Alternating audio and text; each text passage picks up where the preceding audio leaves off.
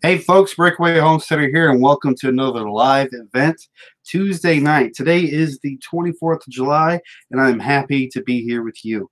We got a lot of things to catch up on tonight, and we're going to talk about our next item in our bug out bag. And so first, I'm going to bring up my chat window so I can talk with you guys.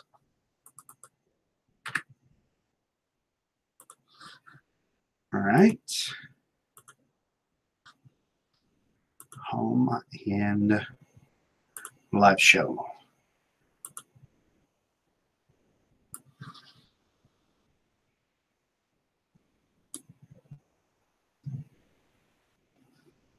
Sybil's here. Welcome, Sybil. I got 6 people watching right now.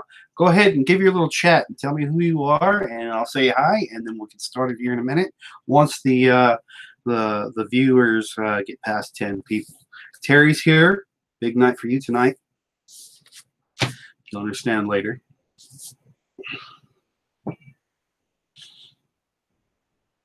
Hopefully everybody's doing good tonight for a Tuesday night. Today was the second Monday of the week, and it was Monday all day, and tomorrow will be the third Monday of the week. So, hey, that's the way it is. Notice there is no open closet in the background. I have switched the position of my desk and will from now on, so I can have a flat background, and so I can work with that. So we got 7 watching now. Who's in the room?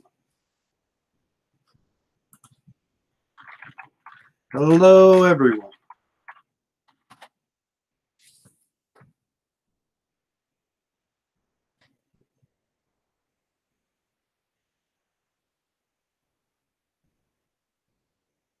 Pickers is here. Incense Shop. Terry.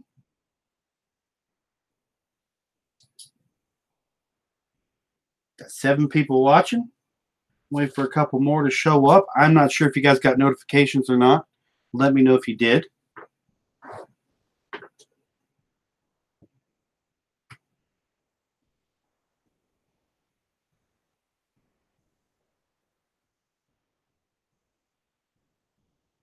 Chris Jones is here. Welcome.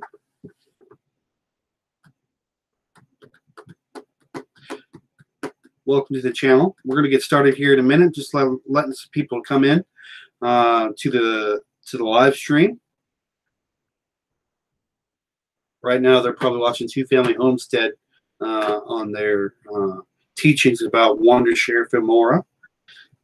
Every Tuesday, they do a tutorial on how to use it. So Incense Shop's posting in forehand Skype and on Facebook. Appreciate that.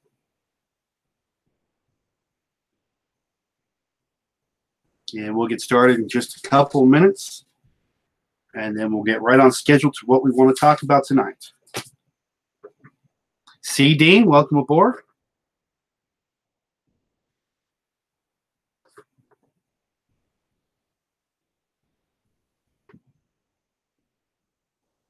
Good evening to you too.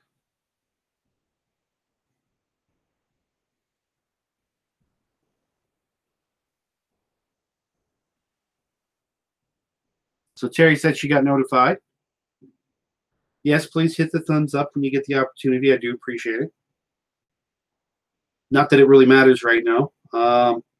So with me, I'm still a small channel. I've got less than 500 subscribers, but I'm approaching 500 subscribers. But I'm in the right crowd, I think. And so until I hit that 1,000 subscriber mark and get at least 10,000 hours of view time per month, YouTube won't monetize anything. Not that I'm here for monetization. I'm here. Well, the main reason why I joined YouTube and joined this channel is, one, to spread the word and get people more notified, to have people be more aware, and to also help myself. You see, I've got this little phobia of public speaking, and it may not seem like it now, but if you put me in front of a crowd, I'm terrified. And so with my job, I have to speak publicly at least 2 times a year, and if everything is not set up correctly, I will stumble and I will break down and I will just freeze up. And so I started this channel to help myself, to help you, and to become more aware of my surroundings and more easy to speak with people and to speak with you guys and crowds as well. And it's worked out well.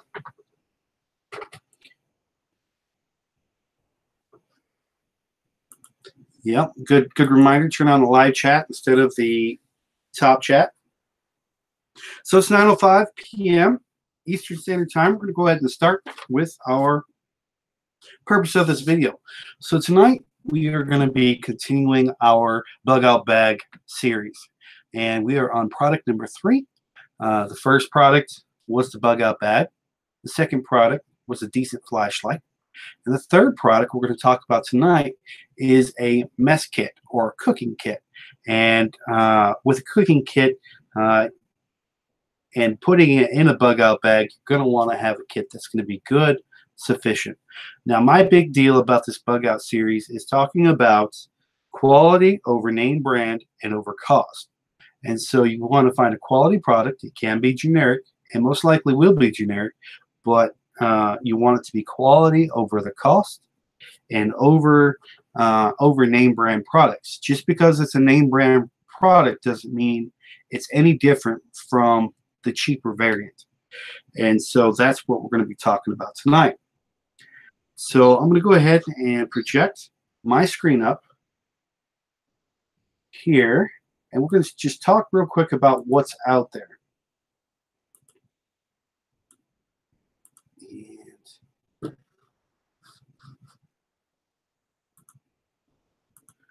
Getting there. Sorry, I've got 2 screens, one on the right, one on the left, and I'm working with both of them here, trying to keep up with all my stuff. So let me project this screen here real quick. So here I am. I am on Google. I'm looking at, all I did was put in a search for camping cookware, mess kits, and small backpack stoves. And you can see here a lot of different stoves, a lot of different cookware sets. And these are MSR, REI, Solo, King Camp, GSI Outdoors. And you can see here they're pushing items on you at $50 to heck $200 at some point, just to get you a product that you maybe use a little bit. If you're a hiker, you'll use it more. But if you're doing it for a bug out bag, there's no point in buying something expensive if you may never use it. And so that's my point right here, is that these items are great, but you can buy something just like it for a fraction of the cost.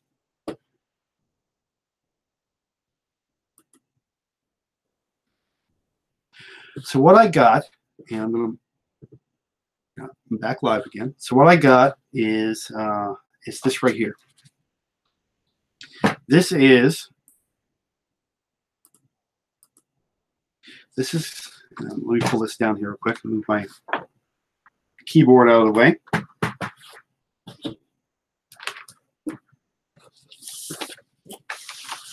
And pull my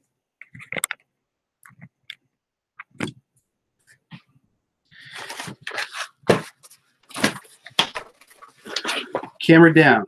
So this is the Animerical Camping Cookware Mess Kit and Small Backdoor Stove, ultralight, lightweight, compact, folding pot and pans for hiking and outdoors and bug out bags. It's cooking equipment cook set. And I got this off of Amazon.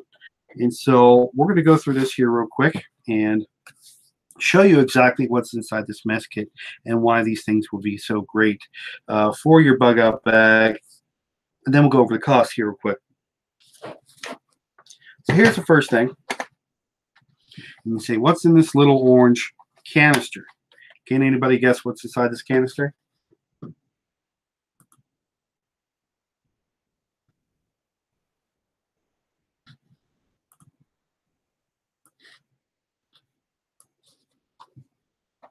It is a stove. Sorry, I was trying to get my page up here so I can see your comments.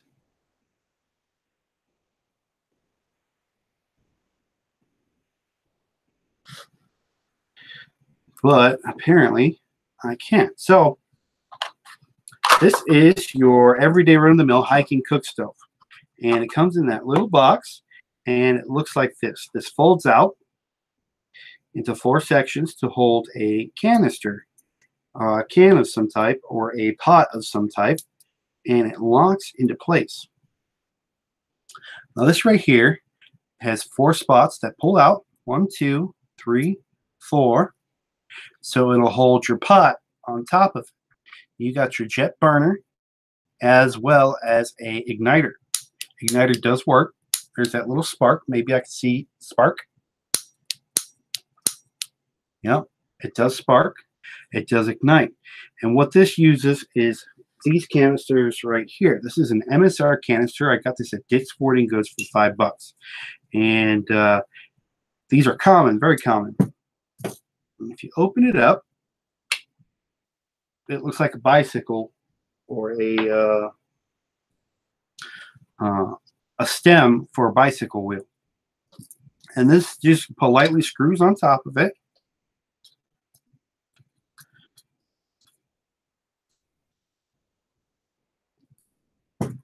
And bam, you have yourself a cook stove. And we're going to be testing this cook stove here in a little bit because there's an actual picture on the description of this item that says it can boil a liter of water in 3 minutes. And we're going to find out if it does that or not. So that's one item here. Let's see what else it has. It came with this bag. I am not sure why it came with an extra bag, but it did come with an extra carry bag. It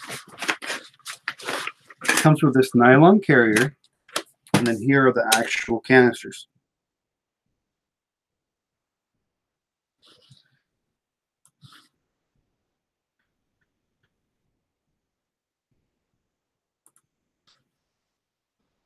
So you got your top canister and you got your bottom canister.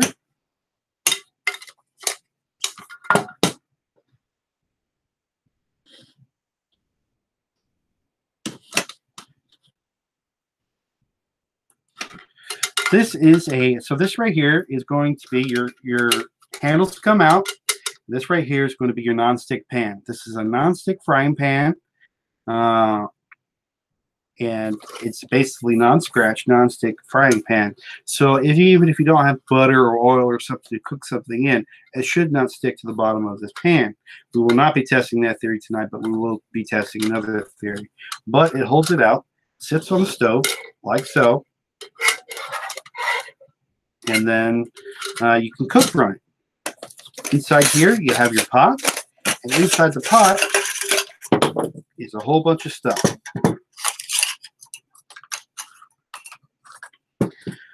Right here is your basic cook pot. It also has handles as well. And we'll go on your cook stove like so. And we'll be testing the theory with this here in a minute. But there's your top that goes with it. It has a plastic top so you don't burn yourself in case it gets hot. And on the inside of this item here is a fork and spoon set. Now this fork and spoon set are foldable. They clip down. One. And then create a fork, and then you have a spoon. So fork and a spoon. And so far we're doing good. A cooking paddle or cooking spatula. This is made out of bamboo. Can't tell, this probably comes from China. A sponge for cleaning your stuff. A soup spoon for your soups, which fold out, and 2 bowls for either beverages or soup. And so this right here is what you get. And so let's talk about prices.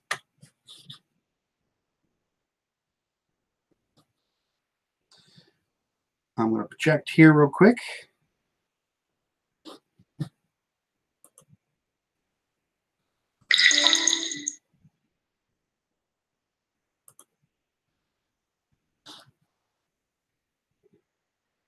All right. So this is a mess cooking kit, and we're going to talk about this kit right here. This says boils 1 liter of water in as quick as 3 minutes, and we're going to test that theory here in a second. So here's my question. This set right here has many variants to it. There's many sets out there that cost the same, cost more, and some that even cost less. But this one particular set looks like this. And we just went through it. I just showed it to you, and it is the Anna Miracle Camping Cookware Mess Kit, small backpacking stove, lightweight, folding, compact pots. Okay, so you have 3 different stores here: Bonanza, Oak Spring, Outdoors, and Amazon Prime. And so my thing about this stuff here is that I want it to be a quality product, which obviously it is. We just looked through everything that was inside this product, and it's a quality product. I want it not to be a name brand item, which obviously it's not. Obviously, it's a Chinese knockoff or Chinese item, but the quality is there. The quality is standard, and the quality is across the board really good. And so we're going to test that theory in a second. But the question is what would you like to pay for this one particular set? Now, this is a set we just went through right here.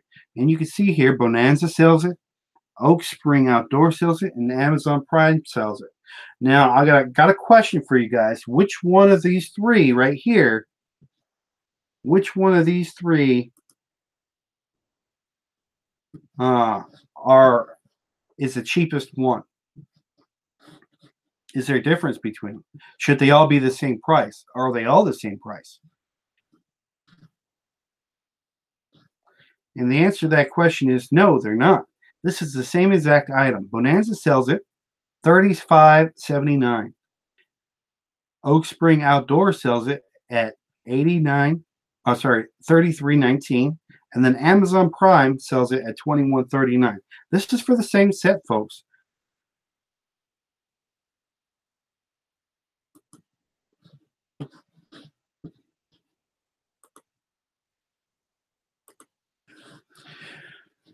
And so, with that, we're going to go ahead and test our stuff. We'll go back to the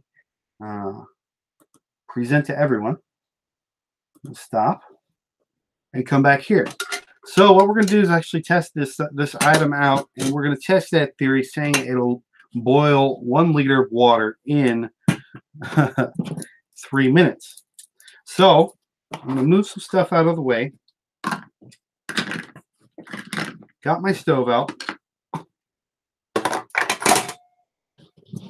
I'm going to put that right here.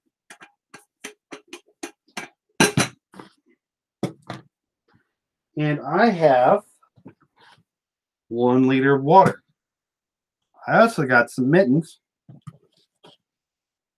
And for safety's sake, a fire extinguisher, just in case.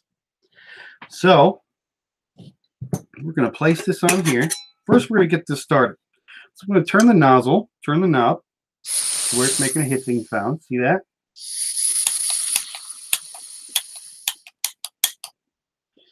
And get this thing started.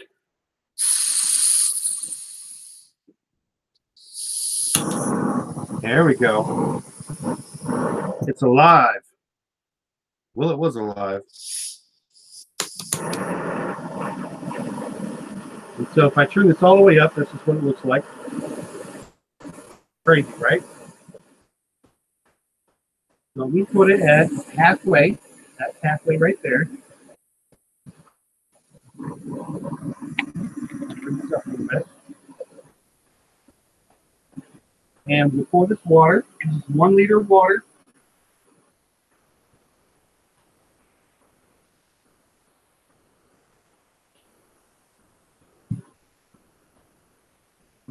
Level down a little bit.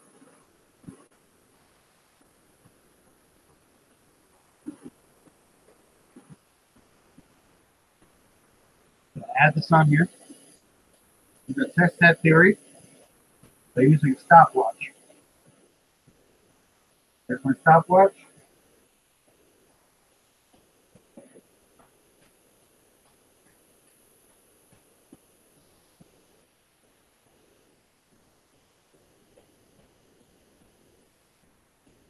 You see already there's little bubbles forming at the bottom.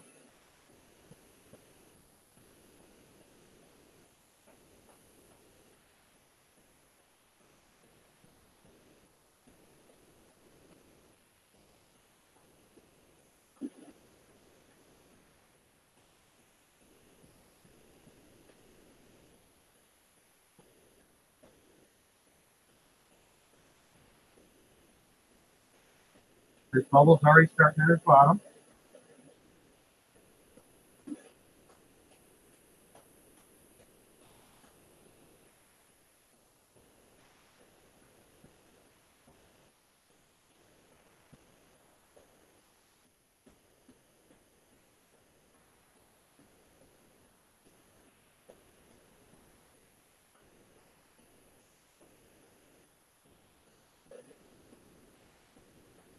This is actually starting to bubble already.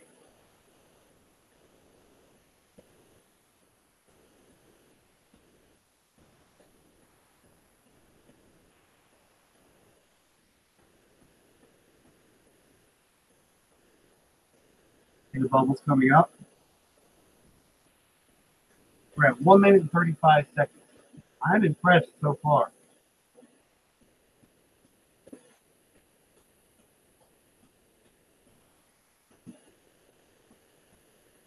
I can even turn this up if I want to.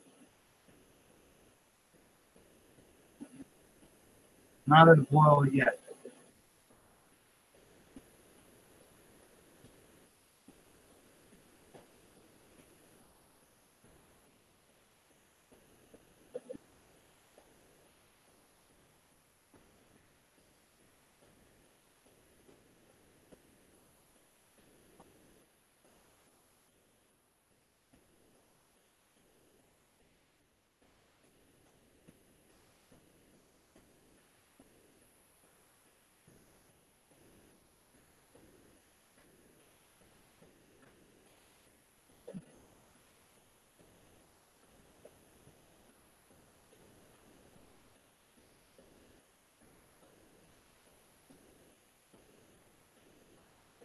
So we got Kitty's Homestead here. Big Bear is here.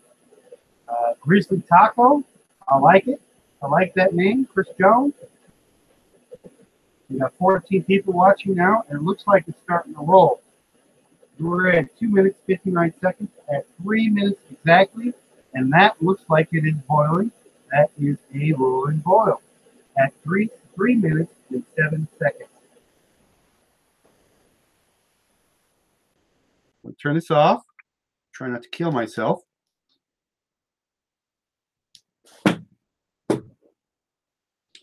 Folks, I am prepared.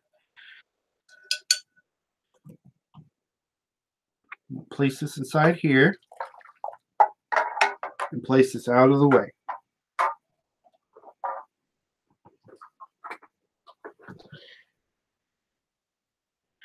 Now there's some after smoke, but it has done well. It did its purpose.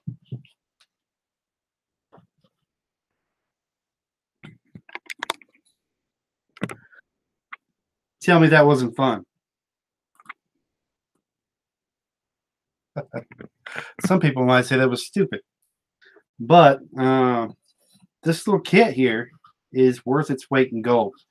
So this kit cost me, see if I can get my stuff situated here. Dang it.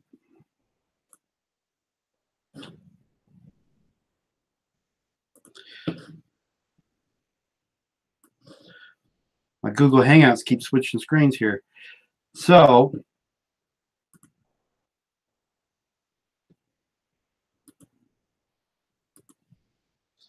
that item was total cost with shipping on Amazon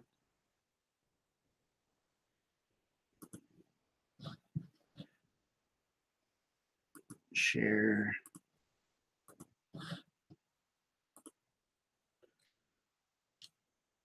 $21.39. Like I said, compared to everything else, that is a pretty good price for what you're getting. And you know, this is good for at least 2 people, and so not everybody in your group if you're bugging out with somebody else. will have to carry it. You can carry it for more than one person, or you could share the load in each other's backpacks. But that was definitely interesting. So that's the item. Item number 3 for the bug out bag we are creating, and I hope you enjoyed that. So let me get these comments up here real quick. And stop. So I'm back. So right now we are going to give away this flashlight. I was going to give away 3, but there was only one person who actually did what they were supposed to do. And all I asked for was for you to either share the video or subscribe to my channel, and then notify me via comments on the video about these flashlights that you did one of those 2 things. And the only person who did it was Terry. Terry, you won this flashlight. You get to have this flashlight. I'll be sending it to you. I already have your address, so I'll be sending you that shortly. Not only will I be sending you that, but check these babies out. This is elderberry.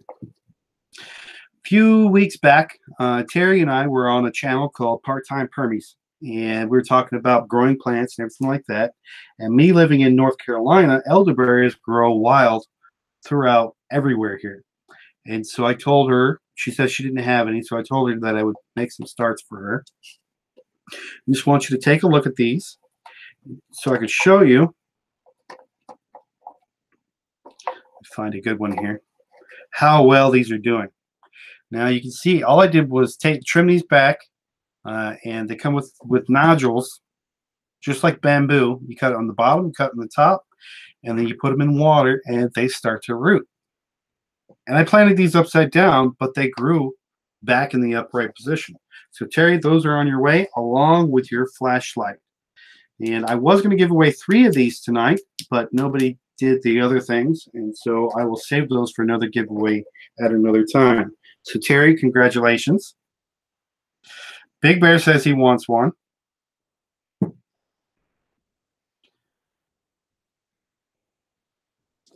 Let's see what's going on here now. Got my notes here. So next we're doing a shout out, and before we do a shout out, I'm going to go ahead and look through our comments and see who's here, and then we'll do our shout out.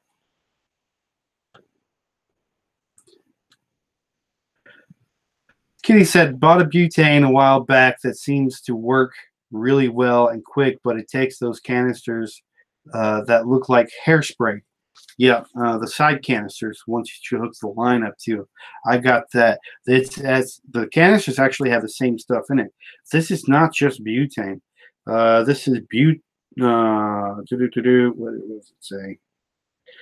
It's butol or something like that.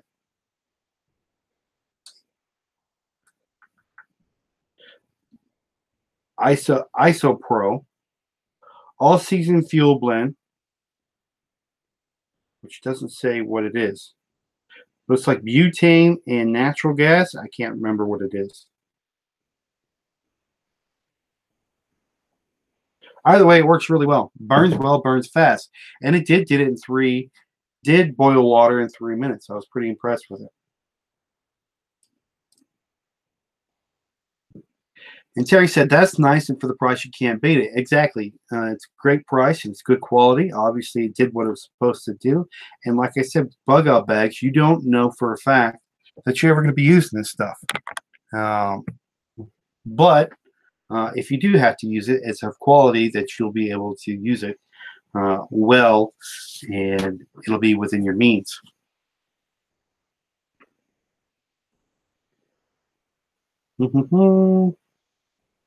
Kitty says, I like to buy items that I can use in multiple situations. That set can only be used with enclosed fire, so I don't know if I would consider it practical for myself, but I'm sure for others it could be. Now here's something about this right here. Okay, I live in a log cabin, and everything runs off electric. My stove, my my stove, my hot water, my well, everything like that. If I got stuck in a pinch, I could pull this out and use this. And so Big Bear's texting me here. But speaking of Big Bear, that's the person I want to shout out tonight. I want to shout out Jason from the Big Bear Homestead. If you haven't seen or met or know Big Bear, Jason from the Big Bear Homestead, go over to his channel, check him out sometime. He's doing great. So Jason from the Big Bear Homestead, Brad from Full Spectrum Survival, and we do a show every once in a blue moon where we get together and talk about survival. We talk about situations, we talk about everything like that. And the last time we got on, we spoke about doing something. And Brad said, what are you going to do between now and the next time that you are, that we come on? And so I put my head down to think about it, and I went through some channels, and I picked this up. And so I'm going to present Jason from Big Bear Homestead and show you what exactly he's being shouted out for. And so in this video, he's talking about hugelkultur. What is hugelkultur? At the time when he was bringing this video up, I had no clue as to what hugelkultur was. And so I brought up the video. So let me present that video.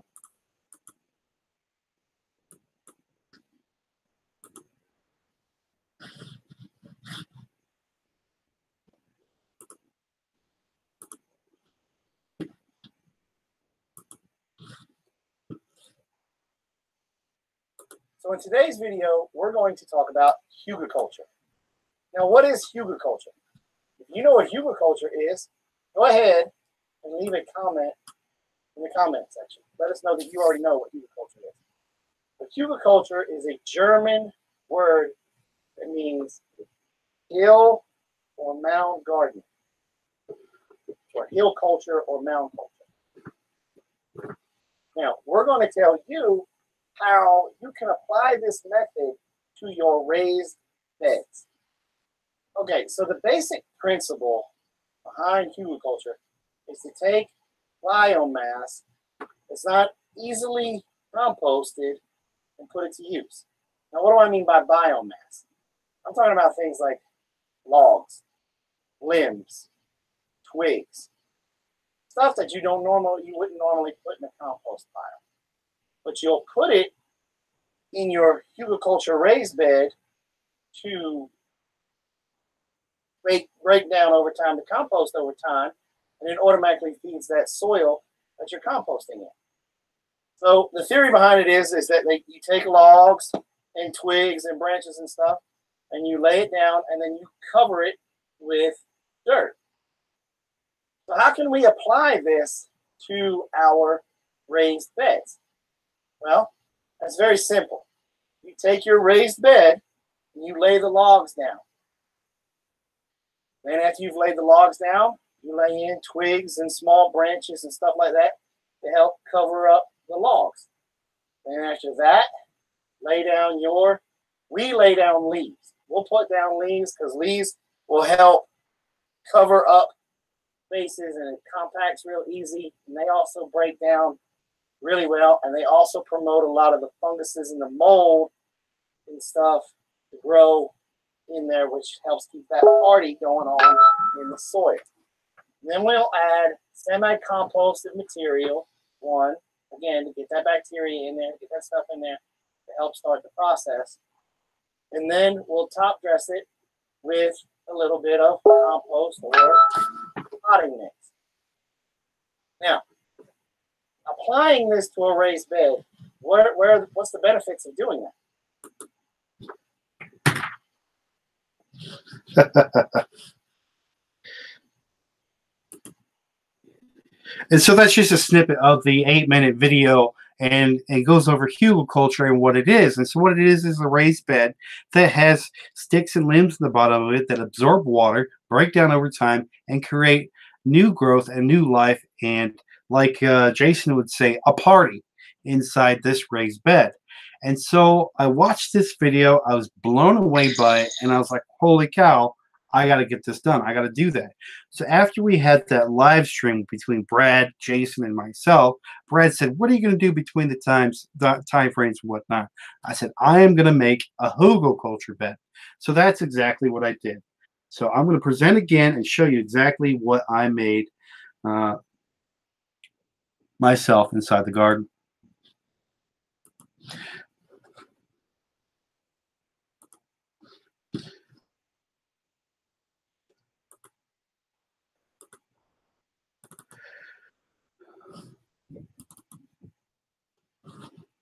So here we are in my garden. That's a rabbit coop back there. We're in a garden. It's fenced in, and I had made platforms to make a box. And this was made out of tongue and groove wood, some old tongue and groove wood that I had handy sitting underneath my back porch. So what I did was I put them together and created a box, just like they had on that video.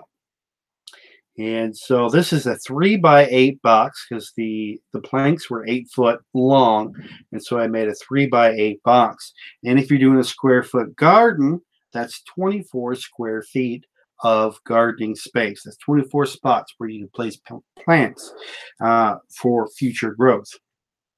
So next thing I did was I went and got logs, just like in the video. Put them inside there. We have a lot of pine around here, and I know pine's a softwood, so it breaks down pretty easily. So that's what I did. I got the pine logs. I got some pine twigs inside there. Then I went over to a compost pile. Now this compost pile is mainly decomposed chicken wood chips. And so these are the wood chips that are inside my chicken coop, and I took that out and I placed that inside the hugel bed. And you can see there that it covers roughly 3/4 or a third of the bottom of that bed. And what that does is saves you so much out of your pocket because you're spending so much money getting commercial dirt that it's going to bleed your pocketbook dry. But adding this to it not only benefits your garden, but it benefits your pocket because you're not paying so much for it. So added the wood, the twigs, the mulch, and now the dirt. I added topsoil and composted manure to this, and it is ready to go. And I'm super excited about it. And I'm so glad that Big Bear took the time to actually make that video, and I was oblivious to it. And I know this culture gardening stuff is a big thing amongst a lot of people, and I like to call them hippies, but sometimes they're not. But permaculture is something that everybody should just at least dabble in, take a look at, and do. So if you want to see that video, go over to Big Bear Homesteads, check his channel out and everything like that. So what's next? So we got the pictures done. All right.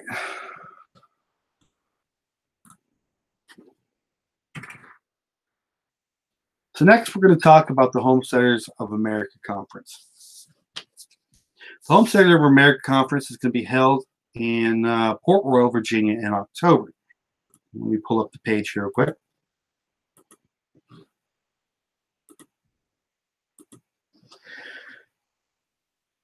So there are going to be several people there talking, Homesteaders of America Conference, and you got Joe Salatin, Eustace Conway, Stacy Lynn Harris, Off Grid with Doug and Stacy, M.I. Gardner, Justin Rhodes, Justin and Rebecca Rhodes, and this is going to be the 12th and the 13th. Well, actually, it's going to be the 11th, 12th, and 13th. If you take a look right here, in this little spot right here, this little blue dot, that is the Big Bear. That is Jason from Big Bear Homestead. And he will be teaching a hands-on trapping for predators on the homestead class. And the workshop will cover an in-depth discussion on each homestead predator, including biology. But, you know, the best way to explain this is just to have Jason come on and tell us about it himself. So give me 1 second, and I'm going to bring him on.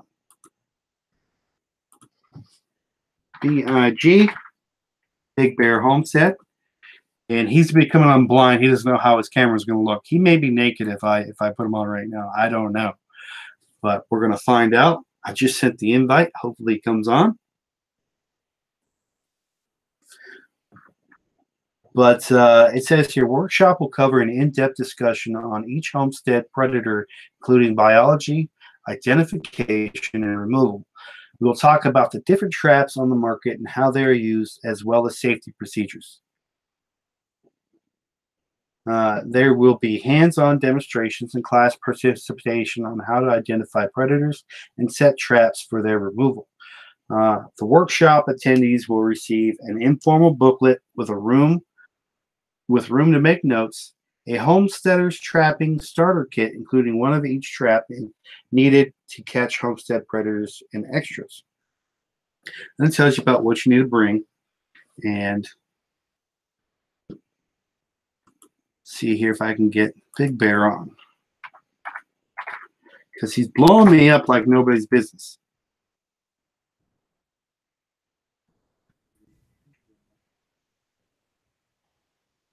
So I posted the invitation.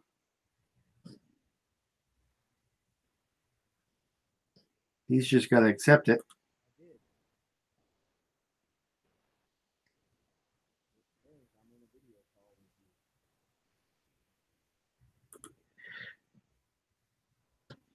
Boom, boom, boom. Waiting on Big Bear. Let me send him a quick link here real quick. Control C. Control V, which is paste. And we'll bring him on. So let's see what's going on in the live chat right now. So we got Donna. We got Always New Times. Sybil, Terry. Big Bear is inside the chat room. He should be on the video feed. Oh, there he is. Ladies and gentlemen, Jason from the Big Bear Homestead. Can you hear us? Your microphone is muted. Still my microphone muted. That's all right. See what's going on. Always says sometime in your homestead life, you'll need to get rid of predators this year. We have an overrun of raccoons. Now, if you go on to Old Ways New Times' channel, they actually posted a video about some raccoon problems they had. And guess who came to the rescue? Jason from the Big Bear Homestead. He sent them a trap. And they have been trapping coons like nobody's business. And as Steve is saying, because of Jason's traps, we have caught 5 here and 1 at Julie's. They're eating our eggs and our chickens. We don't want that. Can you hear me now? I can't hear you now. You know sign language, right? Hold on. So once we get him on here, we'll have him explain about exactly what's going to happen at the Homesteaders Conference. Now, we've spoken to each other, Jason and I, about the Homesteading Conference, and I'm going to be there. I know he's going to be there because he's presenting. He's actually talking to people. He's part of the show, and he is the man. And Katie said she sent you a message on Skype to help you, Jason. So,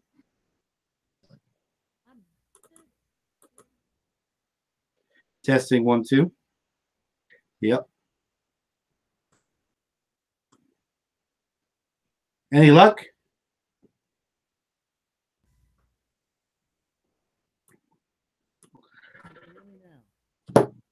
So how's everybody doing tonight? What's going on?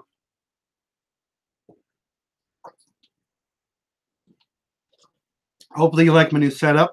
Notice there's no closet in the background. I've changed positions in my office. I've actually changed my countertop here. It looks nice.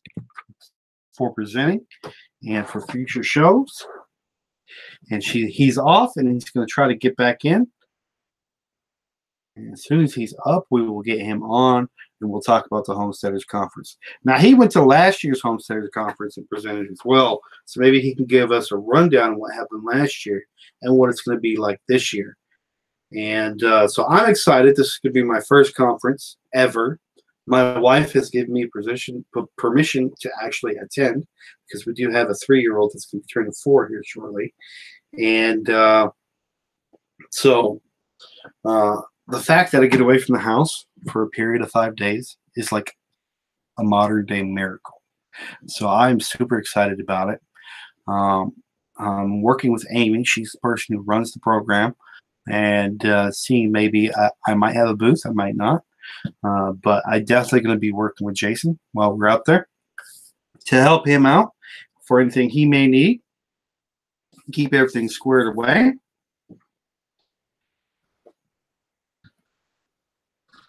So let me present one more time.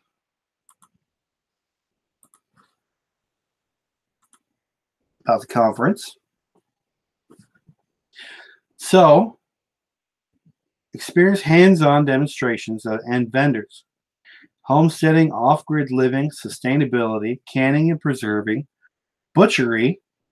I didn't know butchery was an actual word. That is butchering. But butchery, herbalism, wool spinning and dyeing, trapping and tanning, kids on the homestead, soap making, wild game on the homestead, blacksmithing, cheese making, wild foraging, nature walk gardens, gardening, farmers market, and so much more. There's going to be so many people there, and we are looking forward to it. So passes are $30 for 1 day or $50 for 2. Now, if you get your tickets in July, by the end of the month, you will get a slow computer. You will get a 30% off all conference tickets reduction in your cost. And so that's a big difference right there. So to get that 30% discount, you need to type America inside the discount code, and you will get that 30% off. But this is only to the end of July. So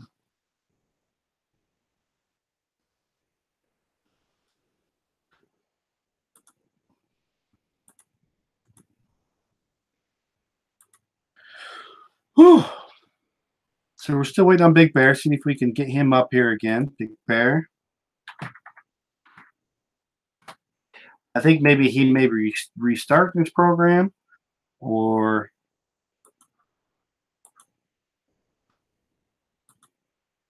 getting it fixed. Control C. I'll bring him up on chat again and send him that link.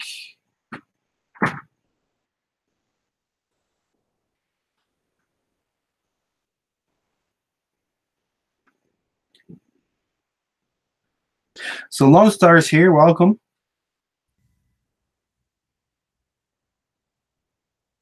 Can you hear me now?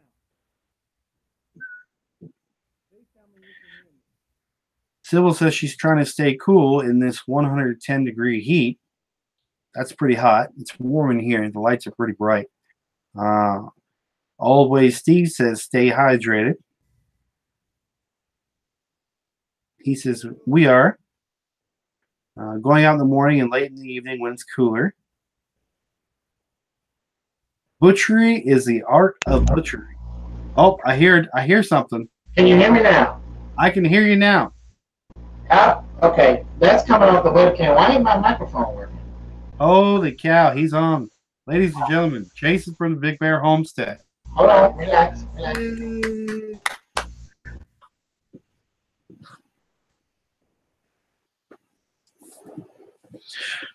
So we're talking about the conference, Jason. And now it's off. Whatever you did, undo it.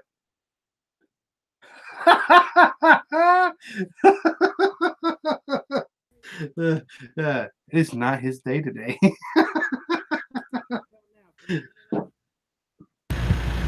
Oh, there you go. Can you hear me now? I can hear you now. Don't touch it. Not touching it. All right. Don't touch it, Mama. Mama, stop touching it. But we always tell Mama Donna, stop touching it. Wow, so sorry it took so long for that to happen, man. Oh, it's not a big deal. You gave me that great intro and everything, and then I'm over here fobbling the ball trying to get into the end zone. What'd you think about that boiling water thing? Man, I got a question, and this is mostly for all the ladies out there. Would that be a bad birthday or anniversary gift to the wife? You know, I don't think so. I think it'd be perfect. I know See, my wife. as guys, we think, hey, I could put this in her bug out bag. Blam. Yeah. You know, but I'm afraid it might end up like if you was to give a vacuum cleaner or something. Yep. Yep. So let me. I did something for my wife earlier this year. It was her birthday, and she was having a bad day anyway. And so for a gift, I got her a squatty potty. And I was like, I thought it was a good gift, and she was not happy about it at all. And she cried, and she was upset about it. And I think it was about that point where she's looking at me. She's like, "Did you really get me a squatty potty?" I was like, "Yes." And I couldn't hold it anymore. I said, "No, honey, I got you an hour-long massage at this massage place down the road." I said, "The poop stool was a joke." And The poop stool. That's awesome. so the homesteading conference is in October. Yes, it is. Get your 30% off now until the end of July for your tickets for that. But also, you're going to be doing a hands-on training about trapping. Yes. You want to tell us about that? Yes. Well, look, everybody, you know, you've got the supermodels of homesteading. You know, everybody likes to talk about gardening and the baby calf that was born or canning or doing all these things. You know, there's fixing to be a collaboration coming out that it's going to be the good, bad, and ugly of homesteading. Well, predator control probably fits in that ugly category of homesteading. And it is one of those tools that you need to have in your toolbox, and you need to have the proper tools in that toolbox, right? You need to have it ready and waiting. You almost need to have it like how America has their Marines. You know, the Marine Corps, we're back over here in the corner, and we're just kind of itching to go. And so the thing about predator control is when you walk out that morning to your chicken coop, or you walk out into that pasture and you come across some of your livestock that's either missing or they're missing pieces of themselves. By that point in time, you right then and there, you automatically have a predator control problem.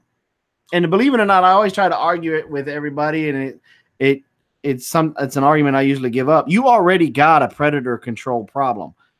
You just don't know it yet. And by the time, if you were to come in, research what ate your chicken's head and part of his chest, the time you research that, ordered what you needed to order, and it to show up, you done lost half your flock. So, not trying to say that, you know, I'm the best class that there's going to be there at the Homesteaders of America conference, but I'm probably the most important class that's going to be at the Homesteaders of America conference. And what you're going to get out of my class is I was a non-commissioned, I was an NCO in the Marine Corps, non-commissioned officer. That's how I teach. And look, I know, Marines get reputations for eating crayons and stuff. So, you know, I use the KISS method when I'm teaching. I keep it simple, stupid. And so I'm making up a booklet that's going to have pictures, and it's going to have all these different things. And it's going to be in like a bullet thing. It's going to be your go-to manual when you have a predator control problem. It's going to help you to quickly be able to identify what predator you have. You're also going to be able to identify where he got into your situation. I am live. You're also, huh? But Nothing. Good. you're also going to be able to know what tool you need to pull out of this box. Now, there's going to be 2 separate prices for the class because we're getting closer to the conference, and people are getting a little bit nervous about people not signing up for the class. For the big price, I think it's $175 for that price. That's one thing I wanted to ask you about. Now, the course is $35. What makes it valued at that point? What are the people going to get if they take this course from you? Well,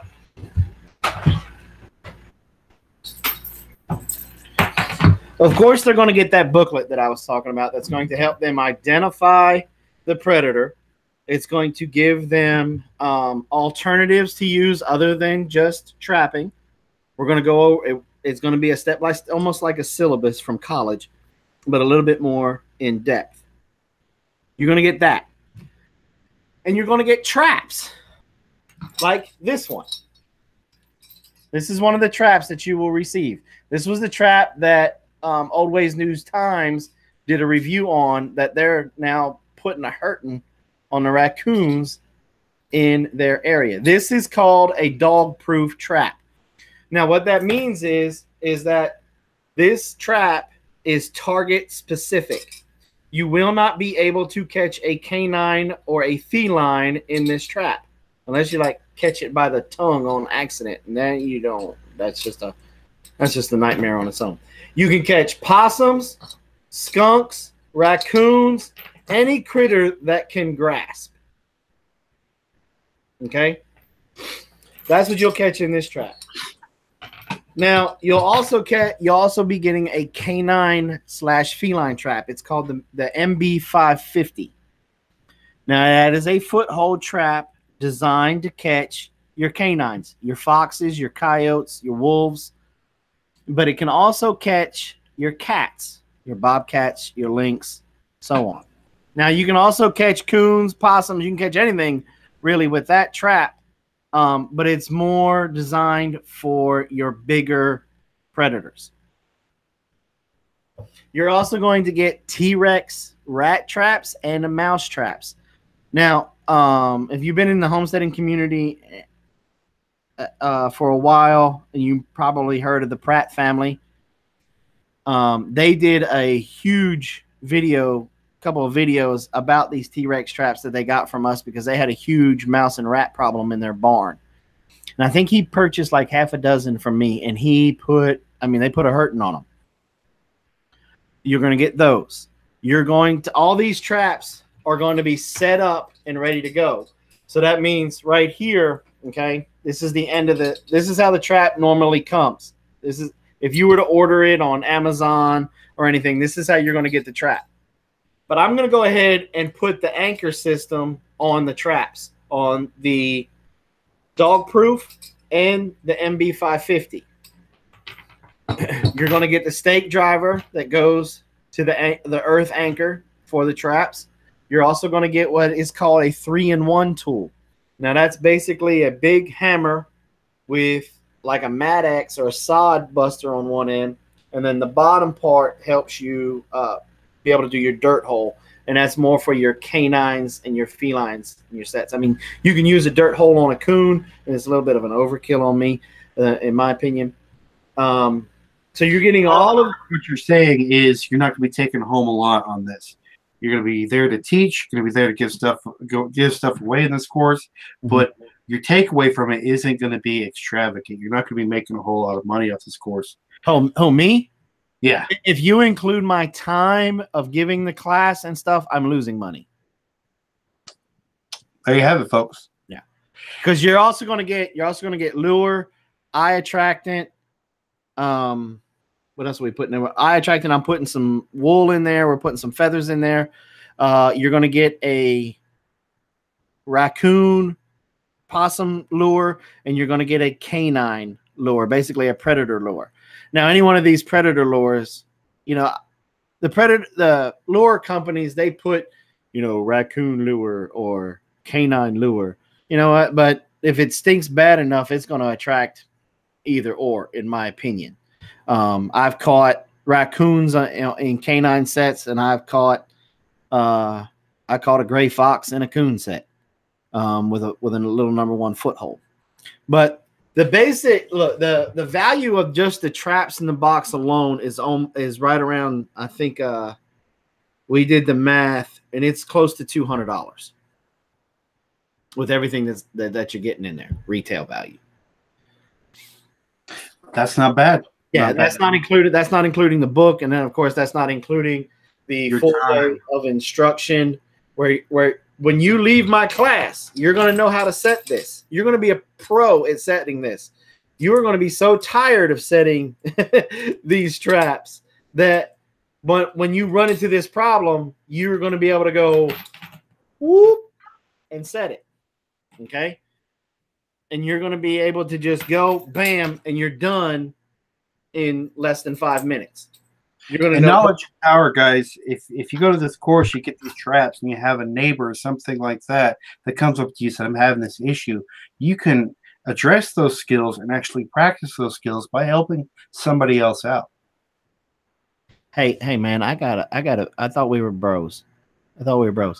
Can you explain why my wife has a wrench in your live stream, but I don't? You know, I have no clue. You know, I think she was monitoring for you, and she was at one point she was trying to put up a website, probably to promote your channel. And so I put a wrench by her name. Okay, but yeah, I think she's the only one in my whole thing that has a wrench. Kitty doesn't even have a wrench. And of all people, I know, right?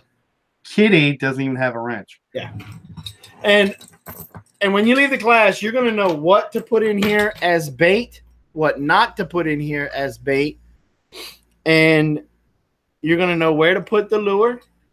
You're going to know how to angle this when you set it. We're going to talk about site locations, what you need to look for on your homestead, around your coop, or around your homestead where you're keeping your animals. Where to put these, because you can't just lily-nilly drop these bad boys in and then call me up and fuss at me because you're not catching anything, because you're not putting it there to where they're going to be. You have to kind of put these things in their faces, and you got to know what to look for to be able to know where to put them. And you're also going to learn stuff like food buffers. You're going to learn about deterrence. So this is your second year at the Homesteaders Conference? Yes, this is my second year as a demonstrator. This is their first year for the classes, and this is my first year as a speaker, as a paid speaker. How did everything go last year? Was it worth it? Was it worth your time? Of course it was worth my time. Anytime that I can educate somebody, to help somebody out, you know, like tonight, that you just made that whole hugelkultur video worth it. Oh, yeah. Because the plain fact, you watched it, you took that knowledge and you applied it to your situation, and you're using it. Now, every time that, you know, you call me up now and say, "Hey, man, I look at this corn I grew in this bed." I'm going to have a sense of pride with that too, you know. And when I hear success stories like how Old Ways New Times has had with these, because they listened to me, they did exactly what I told them to do. In their very first night, when the trap showed up, they did exactly what I told them to do, and they had like 2 coons that very first night. And I said, "Look, my wife's in your chat box bragging on me." Yes, Joel Salatin came by our booth last year, and he hung out for about 30 to 45 minutes talking about this one. We talked about the coon cuff. We talked about everything that's going to be in that box.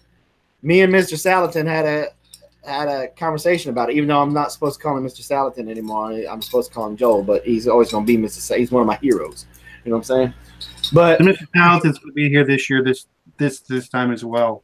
yes. Who else is going to be there? Off Grid with Doug and Stacy, Cody Rhodes, the Pratt family is going to be there. Smaller channels. I'm going to be there with you. Who else? Stacy Lynn Harris is going to. Part-time Permies is going to be there. Yep. I'm excited about meeting them. I can't wait to meet them. I've been watching them. I don't know who turned me on to them. I think it might have been Pickers that turned me on to them. And, man, I absolutely love their channel. Yep. I want some of that pasta. Mm-hmm. And so if you get a hold of him before he comes down, he'll be able to bring some to us. Yeah. So he'll just bring it to us. I want – he's a chef, right? Yeah, he's a professional chef. Yeah. And he specializes in French and Italian cuisine. And trust me, I've lived in Italy for 3 years, and he knows his stuff. He really does. Look, man, I hate to break it to his wife, but I may just sneak up behind him and choke him out, tie him up, throw him in your trailer, and we're gonna bring him back to the house. That sounds good. Sounds good. But, man, How to trap a chef. Look. I'm very interested in a lot of his he also does a lot of brewing. Like his black walnut tinctures. He does tinctures and herbal remedies. Yeah. He also makes drinks, man. I mean, I'm very interested in that black walnut whiskey that he's making. Interesting. Because we got a bunch. Because black walnuts, man, they are over the top. They're like the super nut. Yeah. In the world, because you can use them to kill parasites, especially in your animals and stuff, in your livestock. That's what we do. You can make a tincture out of it, and the health benefits of black walnuts are off the chain. The only problem with black walnuts is trying to get to the nut. Have you ever tried to crack one of those things, man? Nope. I don't even try. Man, I got a vice out there, and we're crushing them in that thing, and the vice is like, stop. So let's say these folks can't attend your hands-on workshop. Are they going to be able to see you outside of that? Yes. You'll be presenting, right? Yes, I'll be presenting. When will you be presenting? I am the first thing the very first day. I don't know if I want to see your face the very first thing on the very first day. I know, but it'll be all right. Maybe a cup of coffee first. I don't know. Some people may. Some people may. But he'll be the first up on the lineup of folks going on is it Saturday or Friday? On Friday. On Friday. And I got one time to speak. And where are you going to be after that point? You're going to have a booth? Yes, we have a booth, and we're going to be doing demos then the rest of the time. Nice. So if you miss the class and you miss my lecture, come on by the booth, hang out. My beautiful wife will be there, so that'll give you something nice to look at. And I'll answer and just about any question. I can't tell you the answers to get world peace or anything, but come predator control, I can hook you up. Are you going to be selling traps there? We'll be selling traps. We'll be selling basically the box that we're going to be giving away in the class. Nice. And now that box is going to cost you a lot more than the $175. I'm going to be honest with you.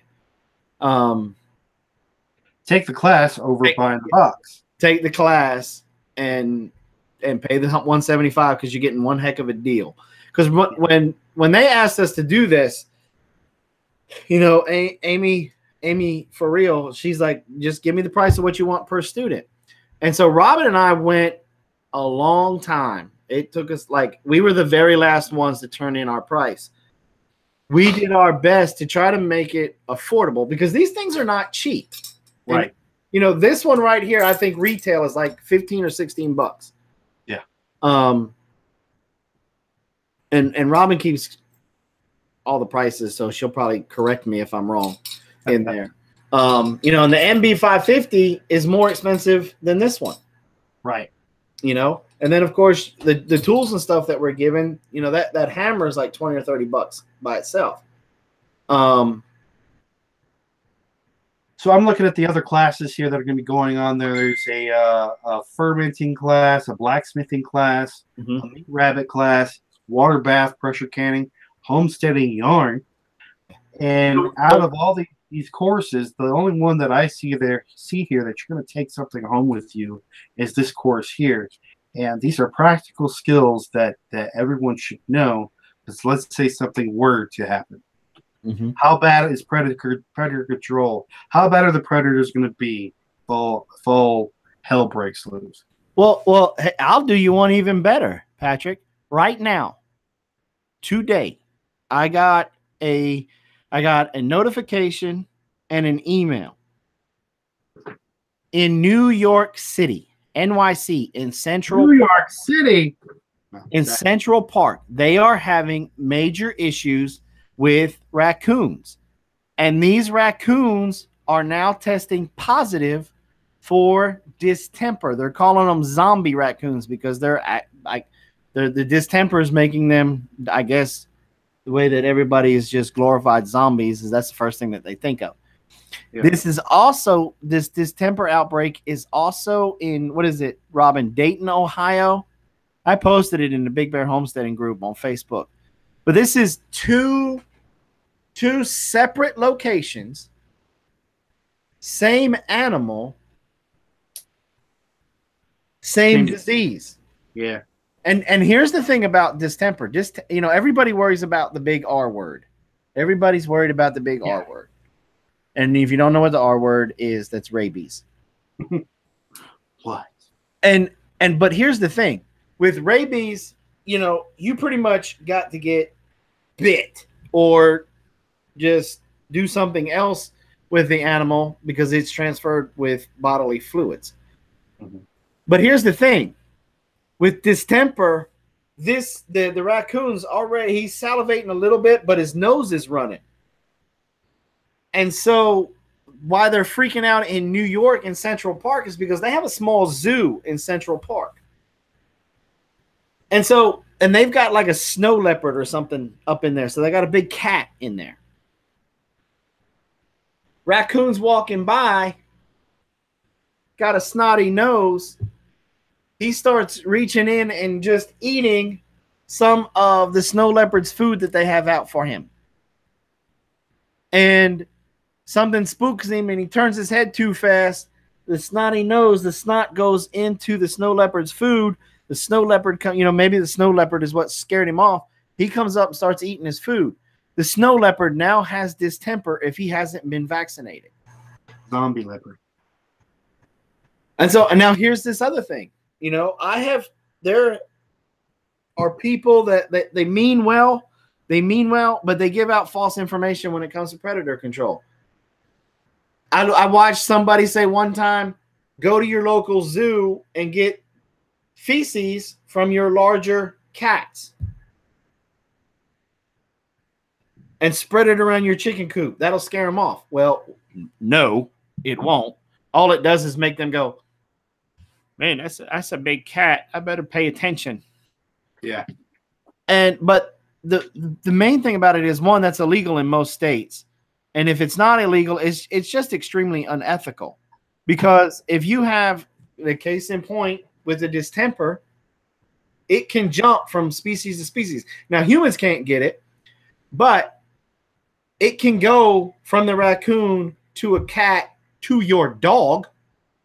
And in most states, distemper is not a vaccine that is required, like rabies is. It's optional. And so you take this fecal matter out and you spread it around your chicken coop. and it's still moist and fresh. And Ricky Raccoon comes by and he steps in it and then cleans his paw, or he just scoops up your chicken and starts to eat it. Fecal matter on his hands. No different than the reason why we're supposed to wash our hands after we drop a deuce. He ingests it. Now he's got distemper, and now he spreads it through all the other raccoons in the area. And now you got a huge problem. And that's, and it can even go not even with just distemper. It can be any disease.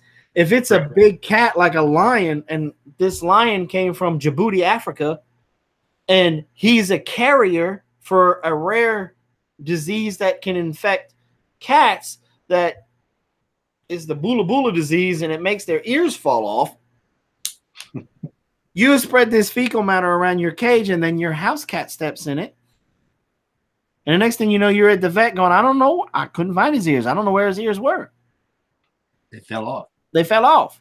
And let's pray that this bula bula disease doesn't transfer to any other animal, or God forbid, transfer to us. There is literally a disease out there, and my wife knows it.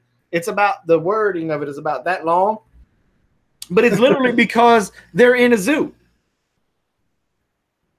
And so you stand the possibility of spreading these diseases. That's why I speak out hugely about relocation.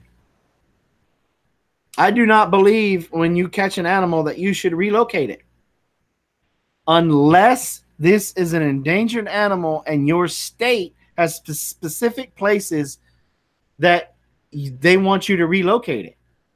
Because if you take, let's say you take Ricky Raccoon that you caught in a cage by your chicken coop, and you relocate him 25 miles, 50 miles down the road you go back into the back country somewhere, and you pull off on the side of the road and turn him loose in the woods. One, you don't know if that raccoon you caught is carrying anything that's just in the incubation stage that you could have just introduced into that ecosystem right there. And the other thing is you don't know the strain that's on that ecosystem. You don't know if they're overpopulated with raccoons. And so now you just added another one. You don't know if they're running out of places to call home for housing for them. You don't know if there's enough hollow trees or enough trees high enough to where this raccoon can live comfortably. And then when you run in a situation like that, look, these animals, they're not playing Nintendo. They're playing the game of survival. So if this food source is strained, guess what? They're gonna start coming through the neighborhood, man. And they're gonna roll up in there like the Crips, and they're gonna be like, sup, come at me, bro. And they're gonna be in your trash cans. They're gonna start eating your dog's food and your cat's food, especially if you have an outdoor cat and you're leaving food outside for them. And they're gonna scrap with your cat. And they may kill your cat, because a medium-sized boar coon can kill a large dog. I got a question for you. Okay. I have a possum. It's a baby possum. Okay. On the back porch. Kill it. And we have two outdoor cats, and he'll come out with the cats on the back porch and act like nothing's wrong. Eat their food, and then he'll go off for the night. Mm-hmm. So if there's one possum there, how many possums are out in the woods by my house? Too many to count. I couldn't even give you an educated guess. See, possums were our gods. Well, one, that's his kind of his. It's like a possum is almost like a platypus. That's his middle finger to Darwin. And but the possums are the scavengers of the animal kingdom. A possum doesn't care he will eat his cousin that got hit by an 18-wheeler 3 days ago. He don't care. And so he's basically almost like raccoons are omnivores, possums are omnivores. And both of those guys are opportunistic feeders, meaning if they're Possums eat ticks, don't they? possums eat anything, man.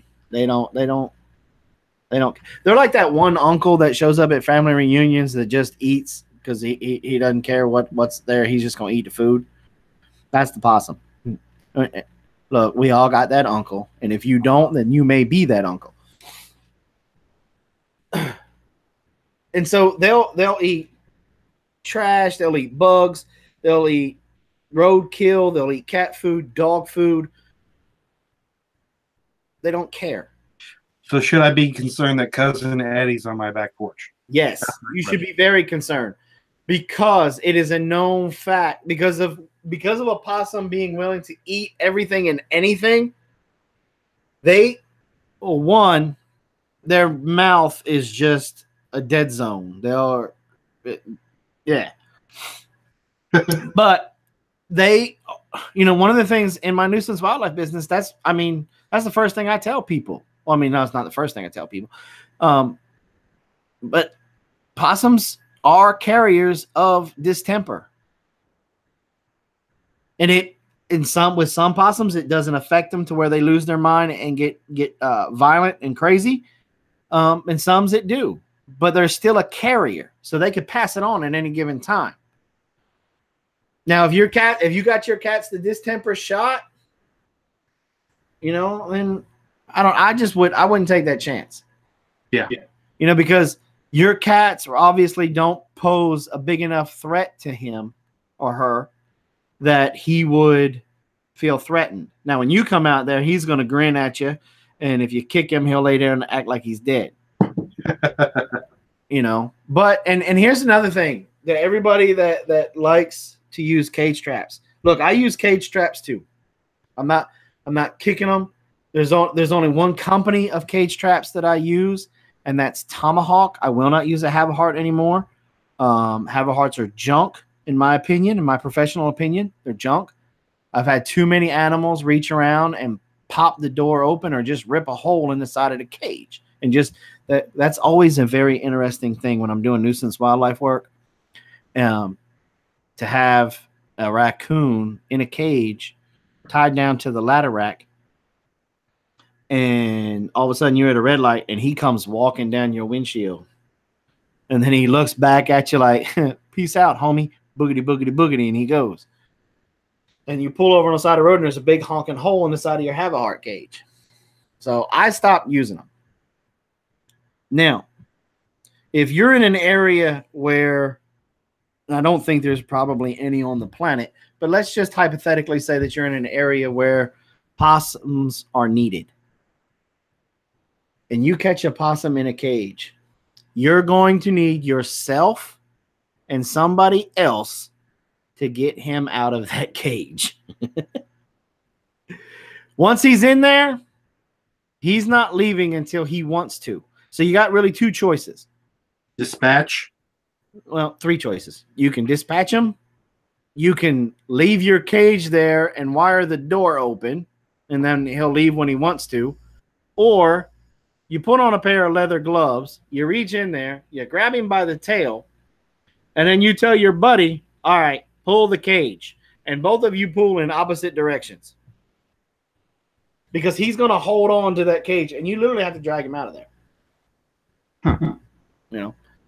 But when it comes to homesteading and with predator control, there's a lot of things that you can do to prevent. And I'm going to go ahead and say this in your live stream, and I hope you don't get any thumbs down. But whoever tells you that they have designed a predator-proof chicken coop lied to you. There is no such thing on this planet as a chicken coop, or really any structure, including your home, that can stop a predator 100% of the time. You may stop him one night. You may stop him 2 nights. But by the third or fourth night, you're going to have dead chickens. Even with all the preventative stuff that I'm going to teach in this class, it's not 100% effective 100% of the time. Because these animals have brains just like me and you. And these animals have personalities just like me and you. Some of them spook real easy, and you can zap them with an electric fence one time, and they may leave for months. But trust me when I tell you this, the moment that they start to get hungry, they're going to remember your chicken coop. And then that electric fence, because he's hungry, is not going to slow him down. I've been on the top of 3-story apartment buildings with holes in their roof the size of a basketball because Mama Raccoon wanted to get in there and have babies. Because, see, raccoons are very strong. That's why I'm saying they can kill a large dog. A raccoon got a hold of Apollo in my pond, he would drown Apollo with no problem. And Apollo's a 140-pound Rottweiler. Yeah. And raccoons, especially a mama raccoon, when she gets up on that roof, shingles are nothing to them. Okay? But they'll get those little fingers in there and they'll find the seam of that OSB. They start scratching and then they start grabbing it and doing this, and she'll pop it, and then she'll chew and break and do whatever she has to do to make that hole about the size of a basketball, and then she's in.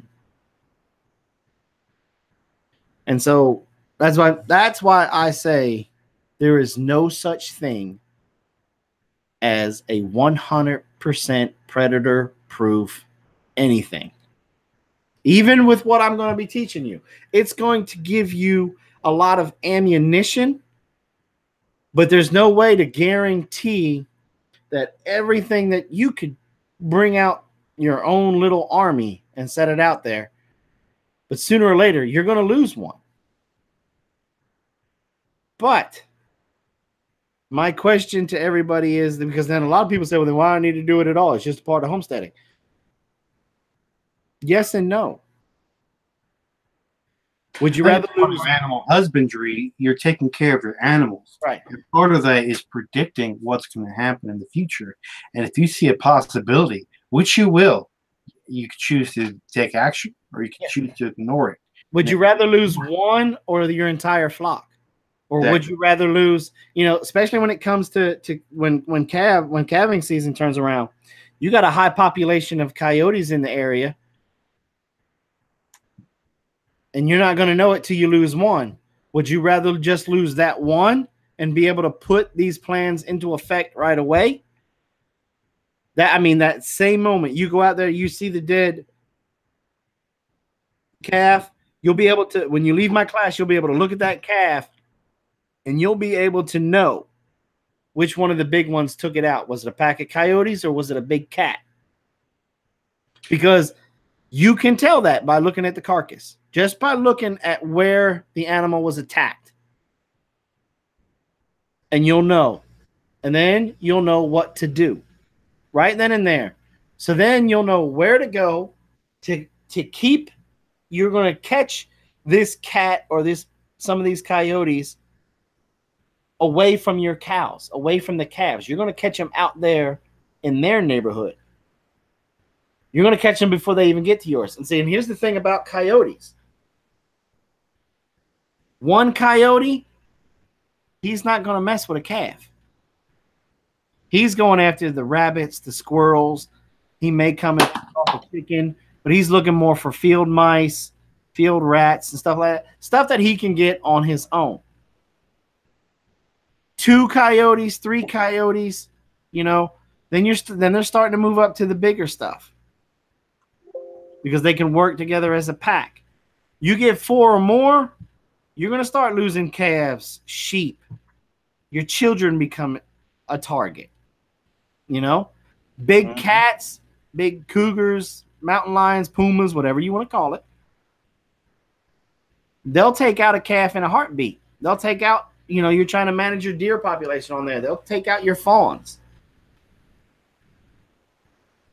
And so the moment that you lose one, you can put these plans that I'm going to teach into action. And that could help you either don't lose any more or make those numbers extremely small. And that's going to be at the Breakaway, well, not the Breakaway, but the Homesteaders of America Conference. And the date is 11 October, correct? Correct. 9 to 4 p.m. with a 1-hour lunch break. Yep. Cool. Well, thanks for coming on, and thanks for explaining what's going to happen. And I know I'm going to see you there, and we'll have to hang out. One thing I want to ask you, would you ever consider about doing like a live stream from that location, or maybe a part of your actual teaching of that?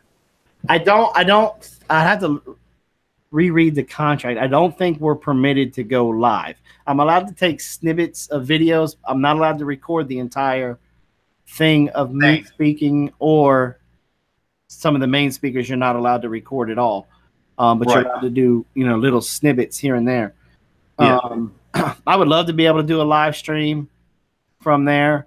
I think because of copyrights and stuff like that, I don't think we're allowed, because they have, and the reason being is the Homesteaders of America have a production company that's going to be going around and filming. And I think Stacy Lynn Harris is, she works with a TV company, Outdoor TV or something like that. She made mention of it in the Two Family Homestead live stream because she asked me if I would do an interview with her, and I was like, yeah, come on. Hello.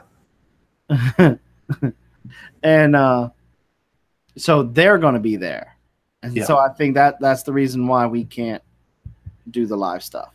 I know last year Two Family went live a couple of times with it, and I think they got a stern talking to. All right. Well, I'll see you there, and hopefully other folks will come on out and see you as well. But I'm going to go ahead and wrap this up. We'll call it a night, and I want to thank everybody for coming out to this live event. I've got 2 more flashlights to give away, and so I'll think of something to do that, and then that's it. So you guys have a good night. Next week, we'll talk about our next item that we're going to put in our bug out bag, and I'm not sure what it is yet, but you'll know by next week. So next Tuesday, 9 p.m. Eastern Standard Time. We'll see you then.